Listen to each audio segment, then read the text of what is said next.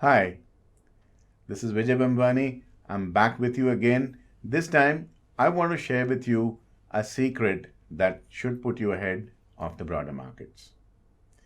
If you remember, last year, I shot a couple of videos wherein time and again I talked about the cyclicality of the market, wherein a trader, a savvy, smart, thoughtful, thinking trader, would basically try to time his trades in the market depending on the time of the year.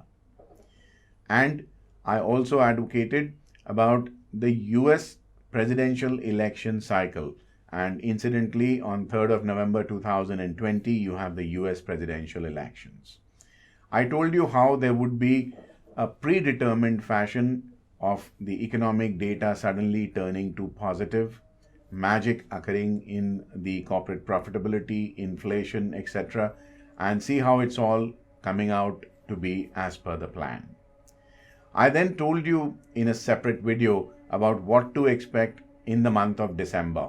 I remember saying FIIs tend to buy so that they basically have higher mark-to-market profits, and December is their financial year. Similarly, I recorded a video for you called the January effect, or how to play the month of January.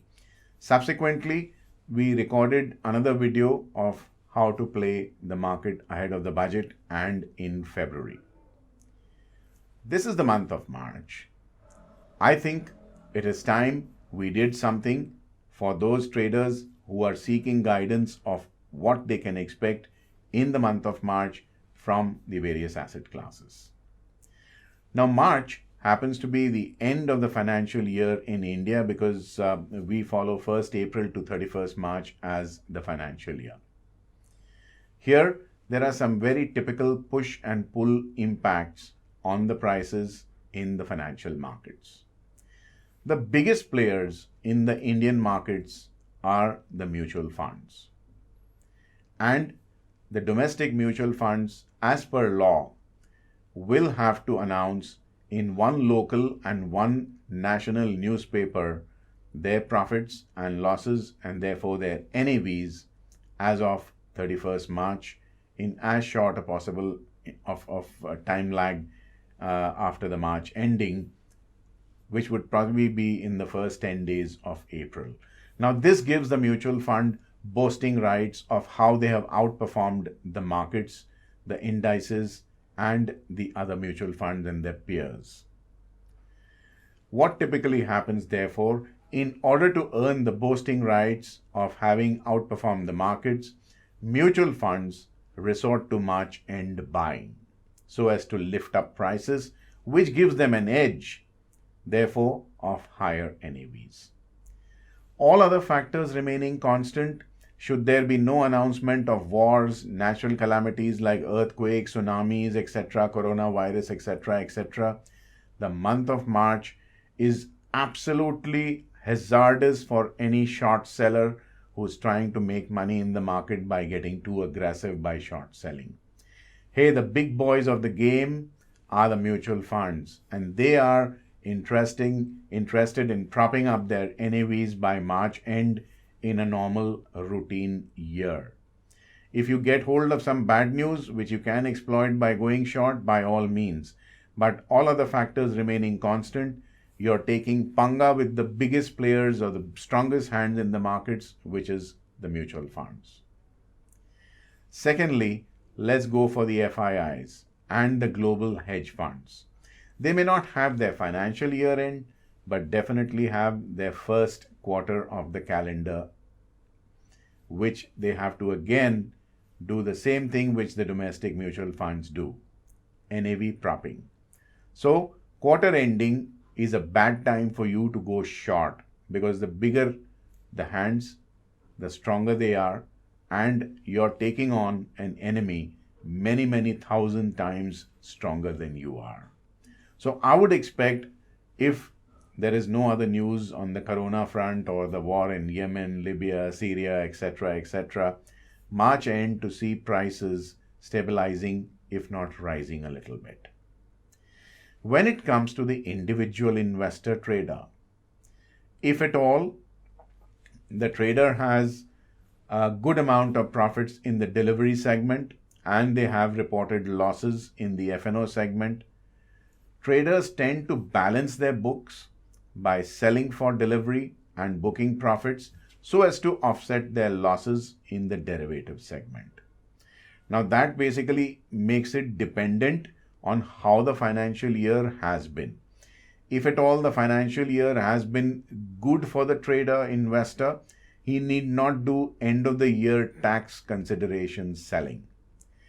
In my opinion, financial year 1920 has not really been very kind to the traders. Therefore, in order to offset their losses from their derivative trading, they might try to book profits on their long-term delivery holdings so as to maintain a balance. Then comes the corporate action. Typically speaking, corporates would like to report good numbers for the year end, and 31st March marks the fourth quarter of the financial year. If at all the corporates want to basically keep their market share constant, they would have to give out a positive data and put on a brave front. So typically speaking, as you can see, the March ending period is extremely critical for you as an investor trader, both in terms of trying to trade through the month as also garner some kind of guidance as to what to expect in April. Let us not forget that by April, you would have the Indian Meteorological Department also coming out with some semblance of guidance coming in for the forthcoming monsoon. We still remain a monsoon-dependent agrarian economy, which means that the month of March will basically start giving you some inkling as to how the monsoons are going to be, because the people, the strong hands who are in the know of things, will try to second guess the market and place their bets accordingly. I would suggest you watch the last 10 trading sessions of March very, very carefully, because that is where the seeds of the trading pattern for April will be sown. This is the way I think of the markets in a 360-degree manner, having a worldview which is expansive and keeping no variable out of my computation so that my view is as balanced as possible. And I want my viewers, you, to be a very knowledgeable player who thinks of everything. Before I sign off from this video, let me remind you to click like on this video if you're watching it on YouTube.